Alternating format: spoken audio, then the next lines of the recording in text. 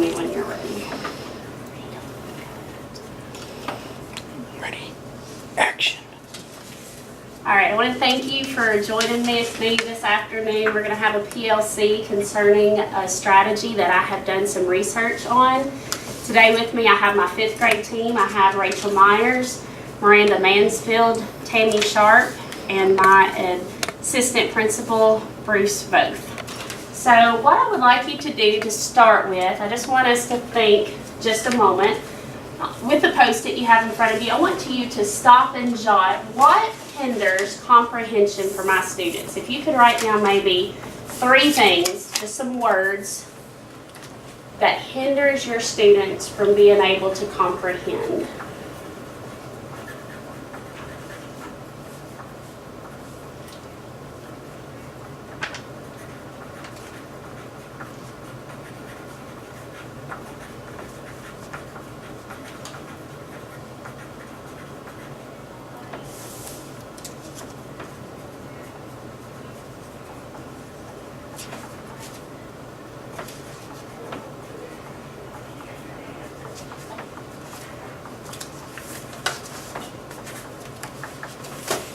Looks like that was pretty easy for us to come up with some stuff that hinders our students from comprehending. I just want to take just a second. I want us to think about all the different things that we're presented with every time we go to a PLC or we have a staff meeting. They inundate us with all types of new theories and strategies, things that we should be doing in the classroom. And a lot of times it's very overwhelming to figure out what we have time for, what is actually reliable, and things that we should do. What I want to introduce you to, or perhaps remind you of the importance of, is a strategy that has been tested and researched and proven to be very effective and should be modeled in your classroom naturally day in and day out. And the strategy I'm talking about, as already mentioned, is the Think Aloud strategy.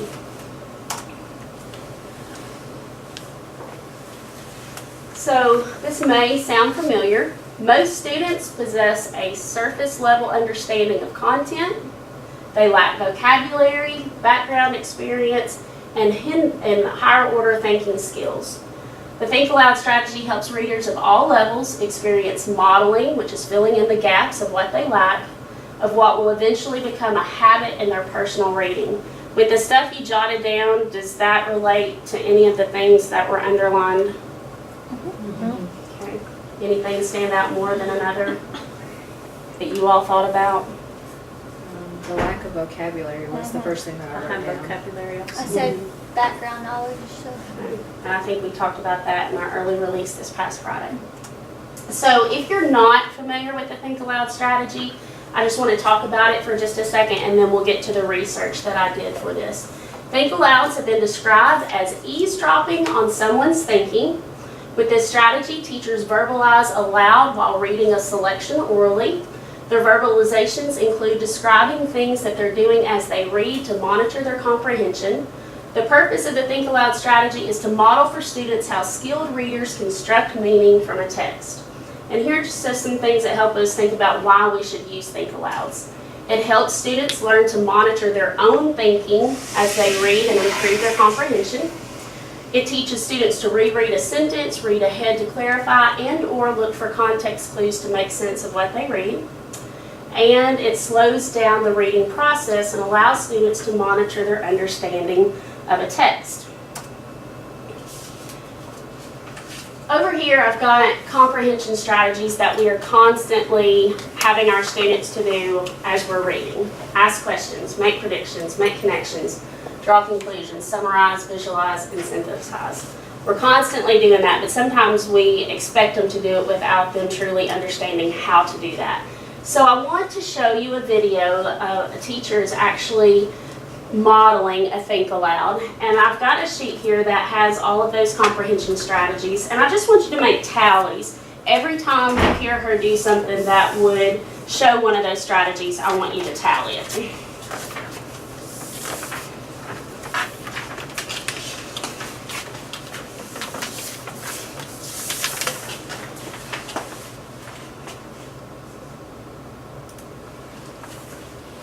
This is a demonstration of the Think Aloud technique. I start by introducing the technique do a demonstration, then while I'm demonstrating, I'd like them to notice what I'm doing very closely. That when I'm done, after about 2 minutes, I will ask them to tell me what they observed in great detail. And that after we've talked about it for a minute, I will have them try the technique with me. So here's how it starts. Why I Hire People Who Fail by Jeff Stiebel. Well, I hire people. I don't know Jeff Stiebel, but I'm thinking he must be a business person because he's hiring people. And I'm interested because he wants people who fail. And normally I think that people who fail have done something wrong and you would avoid hiring them, but this guy's going the other direction. He's positive about people who failed. So I want to know what kind of business is he running and what kind of failures is he interested in and why is he so interested in people who fail. We'll stop right there. That's just the title. How much has she thought aloud to her students? What type of strategies did you pick up on just in discussing the title? Predicting. Questioning. Clarifying. Clarifying. Okay, maybe even some Maybe a little inferencing in there. Maybe even connections, Should- because she was talking about yeah. things she already knew. Mm-hmm. I put reflecting, but I think that would probably go actually more into connections when she was talking about. So as I watched that other day preparing for this, I thought, how often do I look at the title and really talk about that to really engage my students and get them thinking? So I just wanted to point that out a second. And I look here and I see the Harvard Business Review. And I would probably wonder more about that, except for I have some personal background there. My mother lives in an apartment in Cambridge, Massachusetts, near Boston, and you look out her window and you see the buildings of the part of Harvard College where they have a business school, where people study and become business people. So when I see the Harvard Business Review, I think, oh yes, that must be the publication or the magazine that's put out by that part of Harvard, the part where they study business. So that makes me think about Jeff Stiebel, that he must be a well-known business person, that they must respect his opinion. So if he's hiring people who fail, this must be a technique that lots of business people want to read about, because Harvard is a famous university, and if they're publishing his words and they're talking about his techniques, people must think a lot of them. A few weeks ago, I briefly mentioned our company's failure wall. Aha! So I said he was a business person, and here he said he has a company, so my prediction checked out. And then he's talking about his failure wall. I don't know what that is, but since he's going to talk about how he's interested in people who fail, I figure that later on he's going to explain what the failure wall is. So I'm not going to worry so much about it. I'll just read on and see if it becomes clear later. So, and was surprised, I lost track here. Who was surprised? Back in the sentence, I briefly mentioned, and I was surprised. So this is the author talking. So I was surprised by the number of comments and questions. What's the purpose? How does it work? And what other kinds of things do you do in that crazy office of yours? And I think, crazy office, that's interesting. Failure wall. I'm going to guess that the failure wall is a kind of creative thing he does, because when he describes it to people, they say his office is crazy. So I'm going to wait and see, but I'm guessing that there's going to be something creative or interesting about the failure wall. And then I would stop right here and ask students to notice what I did. I would keep pushing them. In this example, I set up puzzles, talked about what roadblocks I had. I solved the puzzles by working backwards and forwards. I made some choices about what to ignore and what I needed to solve. I made some personal connections. I talked about my reaction to the information and how it connected to what I already knew or what I already thought.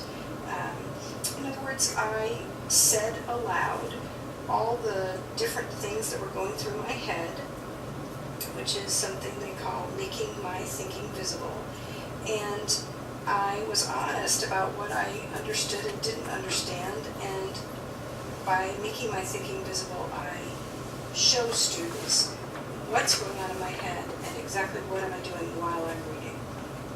And at this point, after students have talked to me about what they saw, I would then read another paragraph, but this time, instead of having my thoughts, I would not say my thoughts aloud, I would just read the words, and I would ask students to contribute what they were thinking, and I would write that down in front of them. So this would be on a document camera, or sometimes it could be just them crowding around me, but I would be writing down everything they said all over on the paper so they could see the evidence of their think aloud.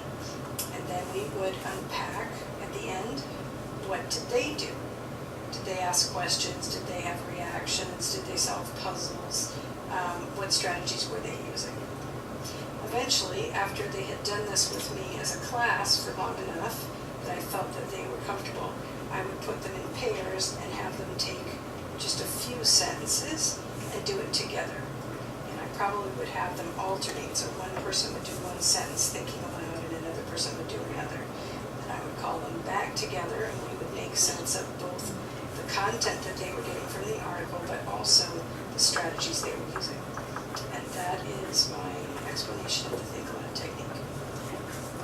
Just an example there, just to make sure that we are all on the same picture when we're thinking about what the Think Aloud strategy is.